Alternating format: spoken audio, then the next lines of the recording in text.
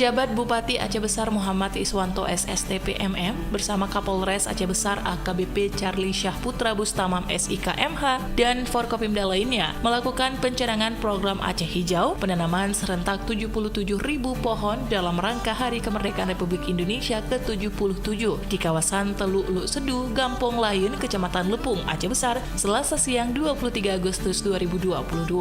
Kapolres Aceh Besar AKBP Charlie Syahputra Bustamam SIKMH melaporkan di kawasan Luk Sedu akan ditanam sebanyak 4.000 bibit mangrove untuk program penghijauan kawasan pesisir. Sementara, PJ Bupati Aceh Besar Muhammad Iswanto memberi apresiasi kepada Kapolres Aceh Besar dan jajarannya atas inisiasi dalam program ini.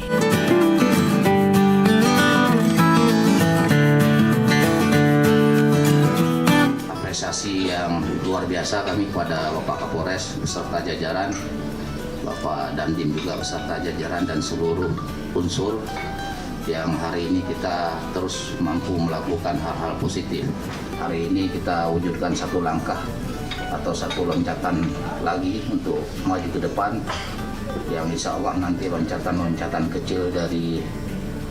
awal ya kita bersama kemarin akan menjadi loncatan besar yang nantinya akan membawa pengaruh baik itu ekonomi, sosial, masyarakat bagi masyarakat kita Aceh Besar khususnya.